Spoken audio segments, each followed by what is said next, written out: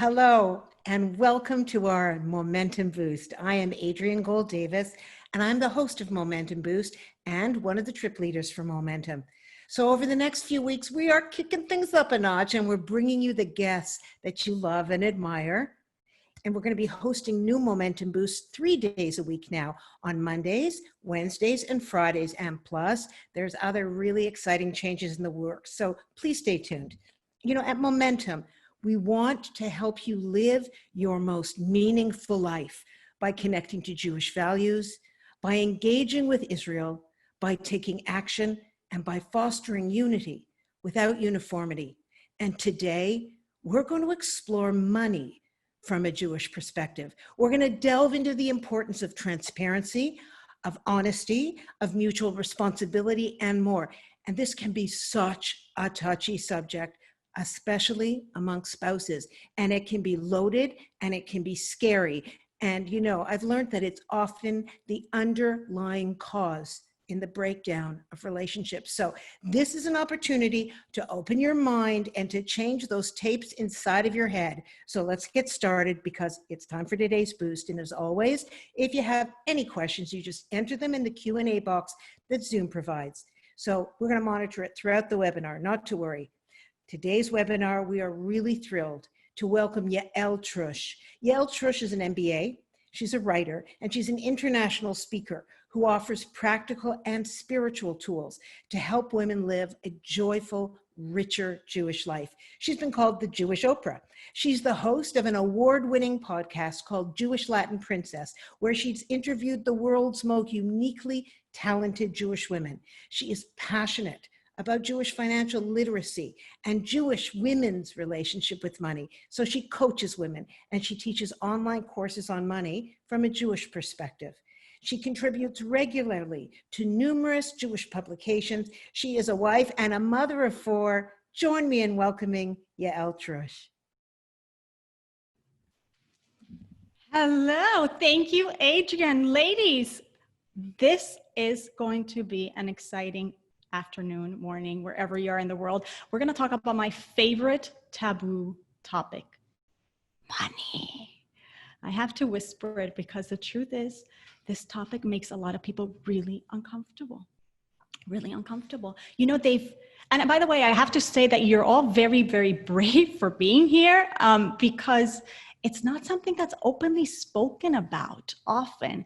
And you know, they've made studies where they've actually asked people what they would rather talk about, their political views, or with their families, with their spouses, with their friends, their colleagues, their political views, or their money.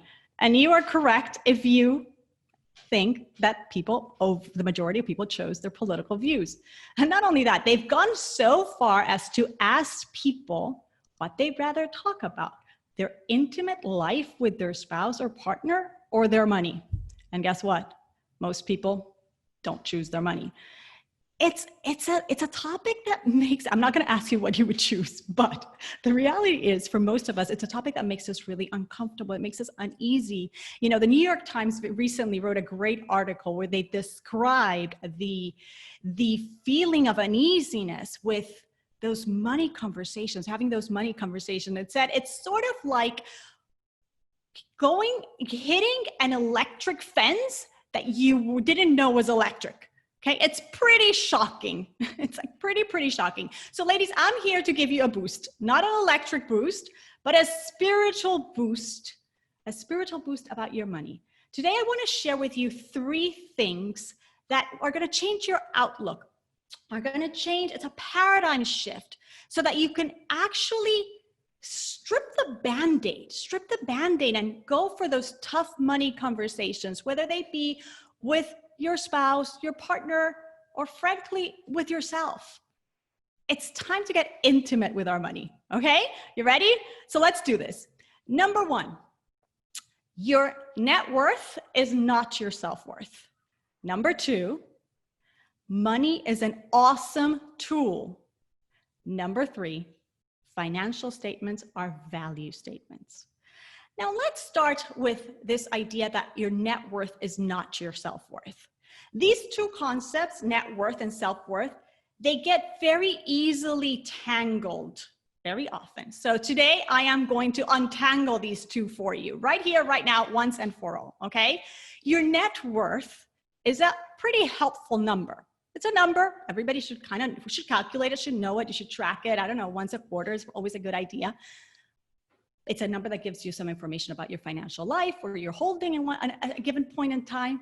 But I want everybody here to know that it's that, a number. And so it doesn't say anything about your worth as a person. It's a number, which means that by its nature, it's finite. It has a beginning, it has an end, right? And not only that, but it fluctuates. It changes throughout our lives. It changes, and it's not constant. And so we all know that we have people who might have a high net worth at some point, and within days, sometimes even within hours, that can plummet. So it's not constant. However, very often we have this mistaken notion that somebody with a quote unquote low net worth might be less worthy, less worthwhile than somebody with a positive or higher net worth. Not true. Your net worth does not say anything about your worth as a person. And by the way, neither does your bank balance, your credit score, your IQ, your weight, or the number of your social media followers. They're numbers. They're numbers that tell you something about your finances, your health, I don't know, your marketing acumen, whatever. But they don't define your worth as an individual. Do you know that your self-worth, you can't quantify it, you can't measure it. It doesn't have a beginning or an end. Your self-worth is infinity. In the language of the Torah, you are a piece of God. You are a part of the divine. You're a part of infinity. It's infinity. And not only that, but you are a unique manifestation of the divine in this world. That means that whatever your soul came down to this world to do, only you can do. Nobody else, not now and not in any other point in history, can do it. Not Moses, not the patriarchs, not the matriarchs, nobody. And so you say, okay, but what does that have to do with my money? And I tell you, everything. It has everything to do with your money because, listen to me very carefully, ladies and gentlemen, if we have some gentlemen in the audience, because while your net worth might not define your self-worth, your perception of your self-worth will directly impact your net worth. I'm going to let that sink in for a minute. Your perception of your self-worth will directly impact your net worth, meaning the way you perceive your self-worth will affect how you show up in every area of your life, including your financial life. It will affect how you show up in every relationship, including your relationship with money, which means that it will affect how you will make your money. It will affect how you allocate your money, you invest it, you share it, how you utilize it. It will affect how you think about it, how you communicate about it, and how you go about creatively using your talents to go out and make more money. Every morning, I want you to think about what I'm about to say for a second. Every single morning, the first few words that a Jew utters in the morning, during those first few seconds of consciousness, we say something really powerful. We say, I am grateful to you, living and eternal King, for mercifully restoring my soul within me. Your faithfulness is great. The creator of the world has faith in me? Yes. Yes. With all your talents, your strengths, your weaknesses, all of it. You're all of it. Your inner resources and your external circumstances. The circumstances of your life, your external resources, all of it is given back to you every single morning. in order for you to utilize it at its fullest, at its fullest.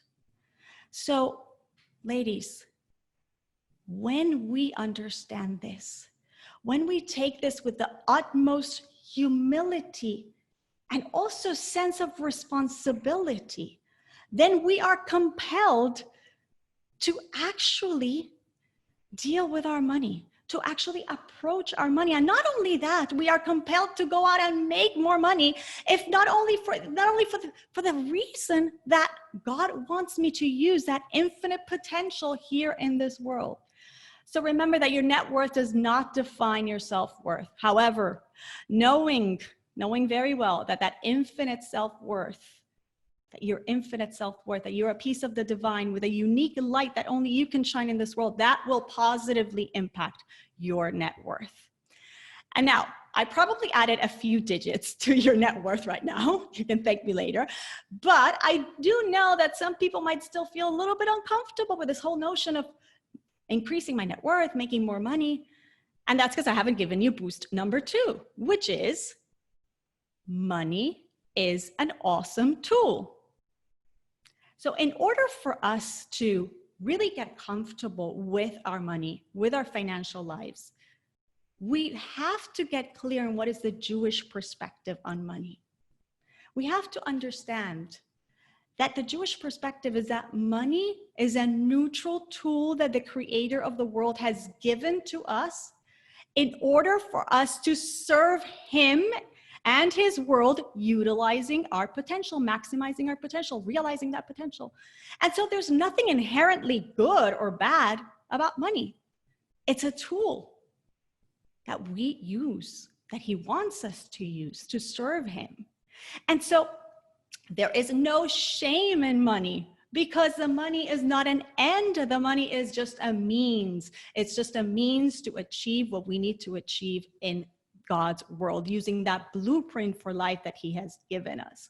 So now, when we think about this, we understand that if I'm here to make a home for God in this world, to really make a dwelling place for God in this world, in this very physical, material world, my money is a tool to do that, then my outlook completely shifts. You should know that the Torah has never been ambivalent or squeamish about money. Not at all. In fact, the Torah, Jews were promised in a covenant that God made with Abraham. God promised wealth to the Jewish people, and that promise was fulfilled at the Exodus from Egypt, the parting of the Red Sea. We built a beautiful, magnificent home for God in the world using that wealth. If you think about the most humble men who dedicated their lives to the service of God with the utmost humility, King Moses, King David, were very, very wealthy men. Prophecy, in order to have prophecy, one of the requirements was wealth, and on and on and on. But I also want you to know something very interesting that will really give you a perspective on the Jewish way that we need to, on the Jewish view on money and its purpose in our life. And that is that wealth is actually a bigger challenge than poverty. Very interesting. Now I want you to think about this for a second. The reason this is because when a person is limited in resources, okay, they have an easier time connecting to something higher than themselves. And the word is not connecting, but really depending, leaning on. However, on the flip side, a person who has been blessed materially could very easily fall into the trap of arrogance, or of forgetting the source of his blessings, of depending. He has other things that he could depend on. He could actually fool himself into believing that he is solely responsible for his financial success. And so it's a greater challenge. And so the question that we need to be asking ourselves is not whether I should be increasing my net worth or making more money or discussing my finances with my spouse, my partner, or really taking control over them or whatever it might be. The real question that we need to be asking ourselves is whether we are up to the challenge of wealth. It's a powerful question. It's a profound question. There was a disciple of the saintly Rebbe Aaron of Karlin, who in a very bitter winter went to build a sukkah for the Rebbe. Now, it was a very, very brutal winter, and he was trying to achieve the almost impossible. But through ice and snow and bitter winter conditions, he actually did achieve building a sukkah, which is the hut that we use during the holiday of Sukkot, outdoors. And he did it. He built it for the Rebbe, and the Rebbe wanted to bless him. And he gave him a choice. He gave this man a choice between giving him a portion, a place of next to him, to the saintly Rebbe, in the next world, very pretty nice spiritual reward, or giving him, blessing him with wealth for him and his descendants. And so this man thought about it for a minute, and then he said, I choose the wealth. And many, many generations, one of his descendants, himself a wealthy man, was asked by a descendant of this Rebbe, now a Rebbe too, was asked, does your family know why your ancestor made that choice? Was it ever talked about in your family? And he said, of course, yes. When my great-great-great-grandfather was made that choice, he realized that if he chose the spiritual reward, he would be choosing for himself. But if he chose the wealth, then he would be able to educate his family and impart upon them the real meaning and purpose of the wealth. And not only that, not only would he be benefiting his family and his descendants, but every single individual that they come in contact with through that money. So the wealth is not just for the wealth. The money is not an end.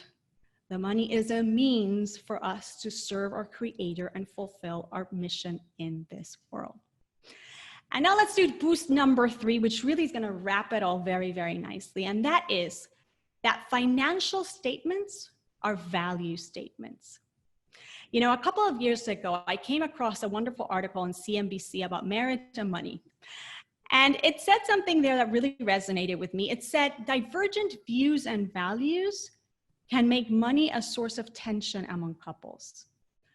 Values, not money. Very often, we assume that our values are implicit in our behavior. But if we took a hard, honest look at the way we spend our money and our time, we might be surprised to see something else. What do I truly value? That is a question that we need to ask ourselves. It's a question we need to discuss with our husbands. It's a question we need to discuss with our partners all throughout our lives. And then we need to ask ourselves the harder and more transformative questions, which are, am I living in alignment with those values? And is my money supporting those values? Am I going to buy an expensive home in an exclusive neighborhood next to the Joneses? Or am I going to move into a Jewish community with a Jewish school and a synagogue next to the Goldsteins? And if the Goldsteins are my neighbors, then am I always trying to keep up with them, just like the Joneses? Is my child's bar and bat mitzvah or wedding really reflective of my core values, of my values as a family? If marriage is a value, for example, and it should be, then there should be a line item somewhere in my bank statements that shows the investment that I've made in that relationship, right? Date night. If charity is a value, then it should be showing up in those financial statements as well. Jewish continuity, is that a value?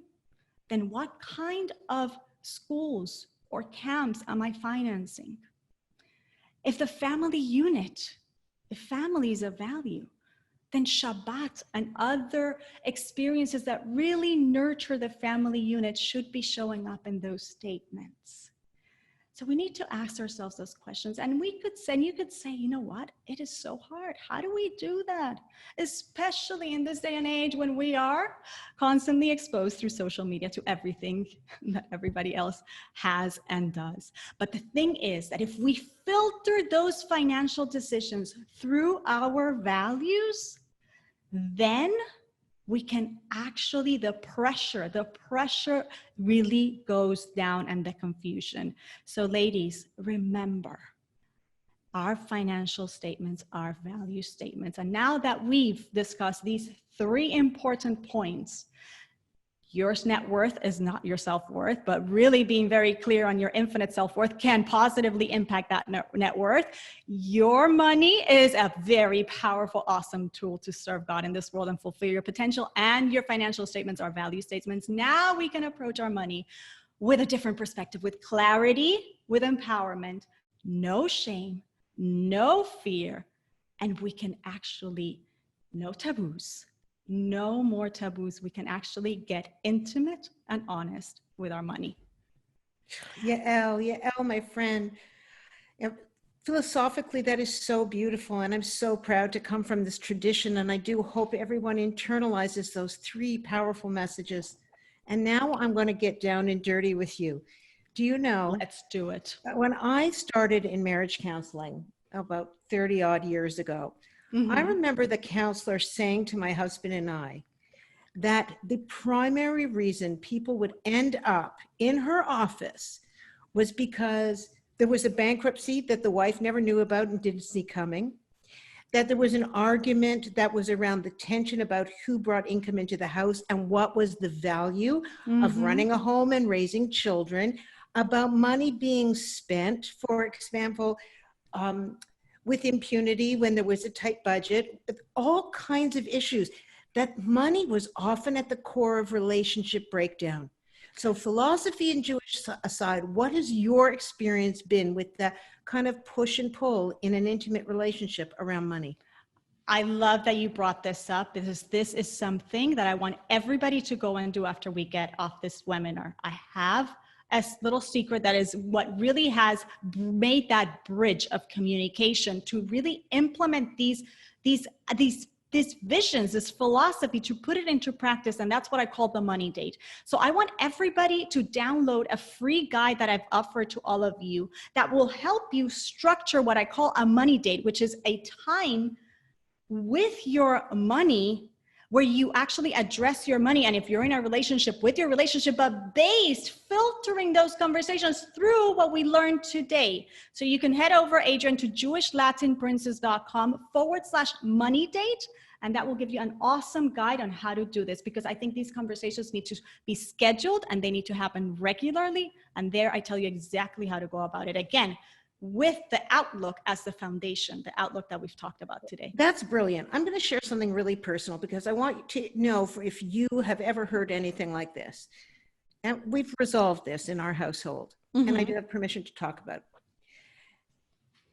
Sometimes I didn't always get honest answers about the status of the finances, or I would be told that bills were paid when they weren't.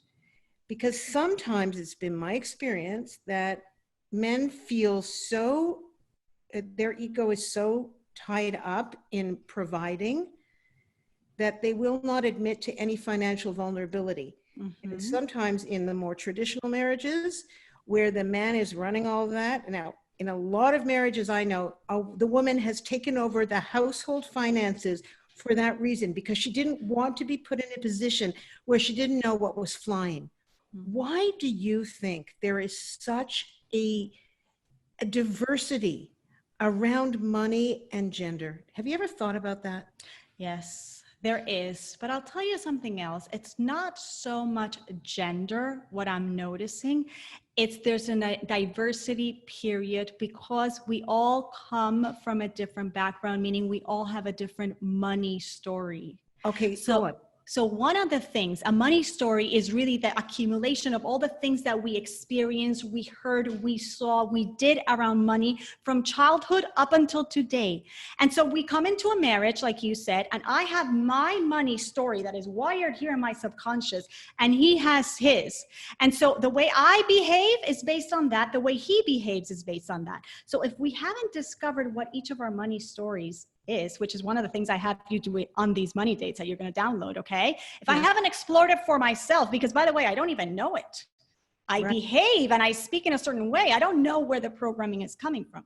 So if I'm not aware for myself and I'm not aware of where my husband is holding, where he's coming on, what is his money story, then it's very hard to bridge that gap. But once I have that awareness of myself and of him and him of me, then we can come together. Then we can understand, oh, this is why I react this way. How about we build a new story together? How about we, right? So it's about coming together, but we have to know ourselves. So it's not so much a gender issue. It's just an individual issue. You're right. You're absolutely right. The word gender was the wrong word, because this can also happen in business partnerships. Correct. Right. Correct. So this is about the story that you take with you. This is like a moment where you really have to be super honest. I mean, when I'm honest with myself, in the family I was raised in, my father was sort of in control of all of the finances, and my mother worried all the time. My mother was very careful with money. She worried about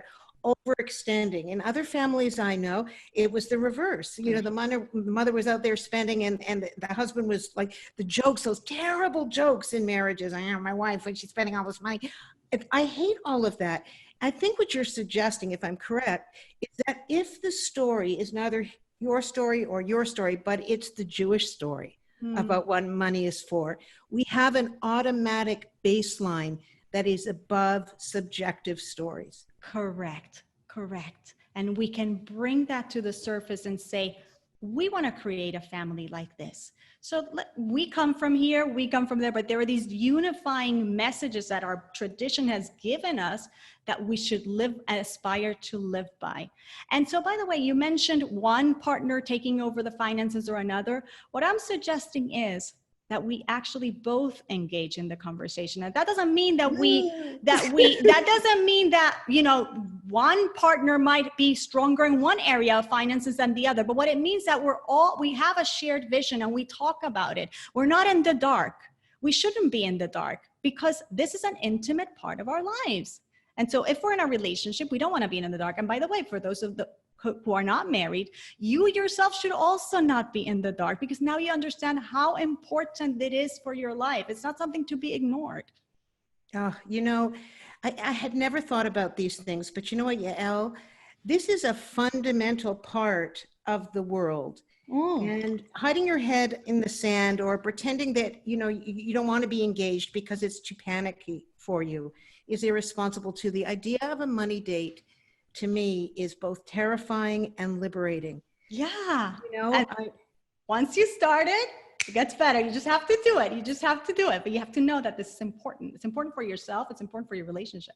And it has to be grounded in a set of values that are outside of your subjective family of origin issues.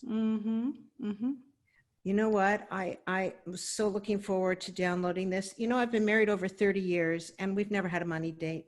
I mean, we just know each other's shtick and we accommodate for each other's shtick. We don't get mad at each other anymore because there's a level of acceptance. But is there any mutuality? Do we sit down and talk about things? Absolutely not. And it is high time. And I will tell you, Adrian, you will discover that this creates a lot of intimacy in a couple, because it's another layer of knowing and understanding each other. So it's really something that really can unite a couple, rather than, as you said at the beginning of our conversation, God forbid, separate them. So do we have for one more question? Yeah. Do we have questions from the audience? Well, we've had tons, but of course I had to, you know, monopolize. Any advice on how to deal with money where one does not want to spend money on Jewish values like donation to Israel, charity, paying dues for shuls, Israel, especially when one controls and makes the money and one doesn't? I think essentially what this person is asking is when there's a differing opinion about where the money should go. That is a great question. So what I would say to that viewer is, when there's a difference of opinion, okay, first of all, we need the communication, okay?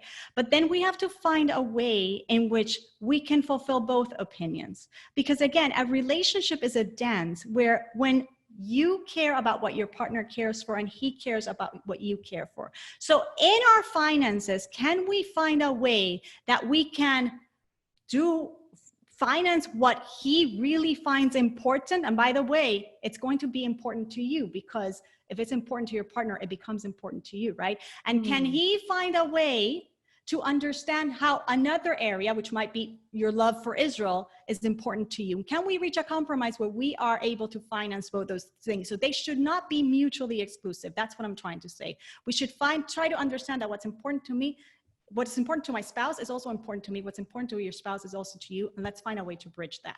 Well, that is a fundamental basis of a good, holy marriage. You know, somebody's asking you about separate bank accounts now, and there's so much more to talk about. I really wanted to get into this, but unfortunately, now we're going to have to stop. But Yael, you have opened up the potential for a lot of healing. And for that, Yes, I truly want to thank you. I know I'm going to go and download it. Thank you, everybody. It's in the chat, and I'm very grateful for you. So thank you, Yael.